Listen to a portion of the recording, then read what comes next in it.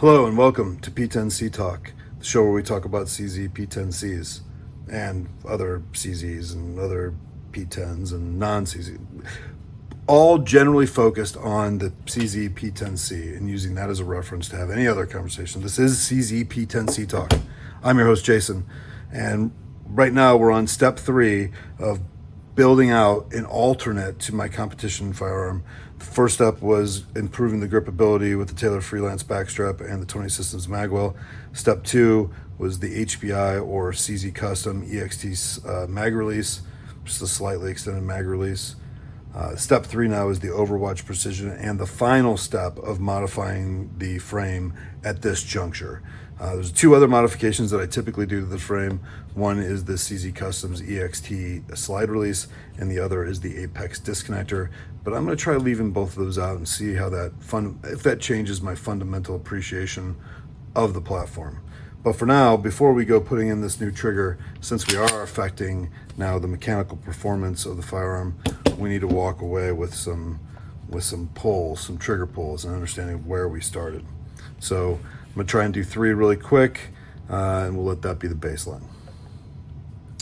Grabbing the bottom of the trigger, pulling. 4.6.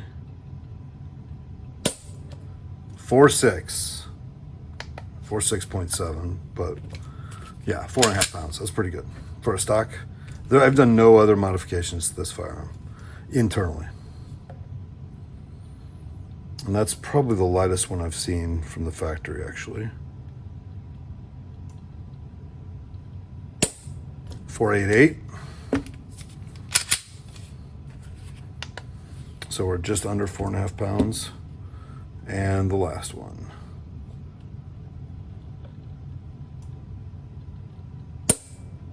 4.5. Wow, that's fast. I want to do one more. Maybe we'll go to 5, just for good measure. It's possible that I'm not the best trigger gauge puller. Get it on 3.5. 4.10.7. That's a weird. 4.10.8. Sorry. Enter. Still right at that 4.5 pound mark. One more. Let's go. Let's do this. What do we got? Didn't use a new pair of shoes. We're already at 4.10. Okay, so 4.83 is our five pull total. Let's go ahead and change that trigger out for the Overwatch Precision one and see if there's any material change to that experience, right? So the next step is getting this trigger out, right? And that can be the official documentation means pull out the front insert and everything that comes with it, replace the trigger, put it all back in. I'm going to try and cheat the system a little bit. It may not work since this is a brand new one, but you can get this trigger out typically. Once you pull this pin and push down on the trigger, you can pull it usually. So we're going to try that. Okay, we're back, and the trigger went in just as expected. You didn't have to pull it all out, but it did require 2 hands. That's the Overwatch Precision trigger, which is the same exact one I'm using here. If you're fans of the channel will know that I'm kind of indifferent between this and the HBI trigger, but I needed the Striker 2, which we'll put in at a later date, and so I went with the Overwatch Precision trigger kit. Now, this doesn't feel like a fundamentally lighter trigger to me just now, but the feel of the trigger is much better. Most of the take-up's gone. There's a little bit of mush, and then the break. So it is a better trigger experience. Let's see if it's any lighter. Power on. My expectations are low because it does feel like it's about the same weight, but let's see. Bottom of the trigger, start the pull. Mush and break, 4.13.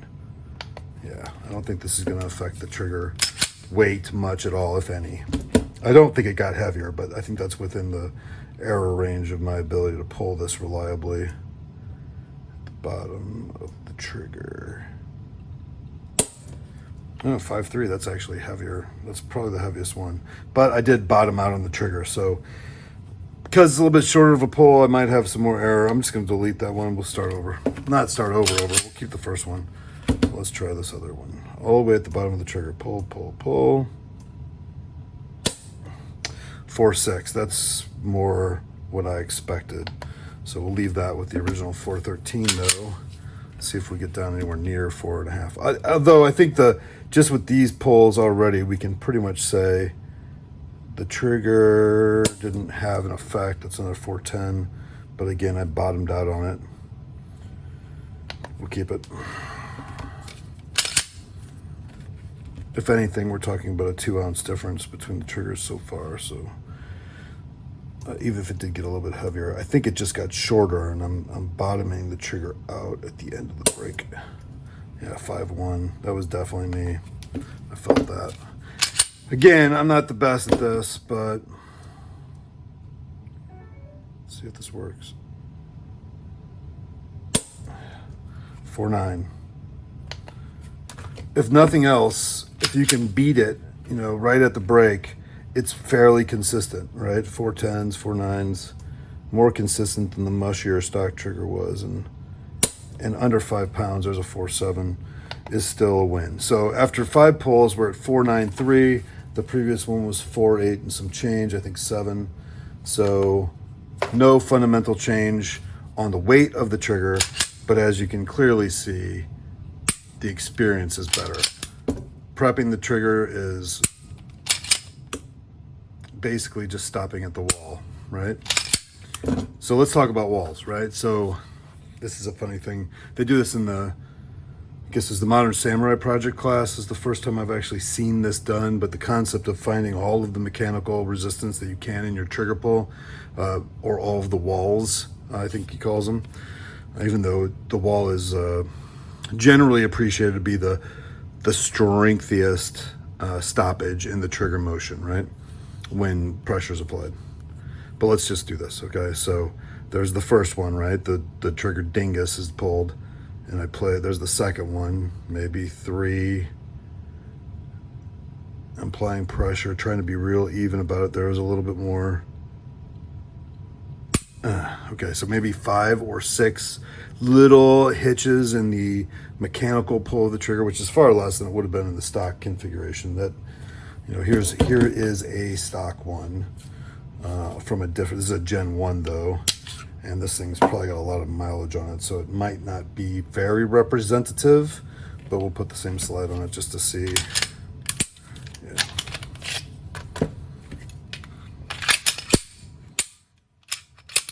Okay, so now look at that take up. What? That's a lot of take up, my friends.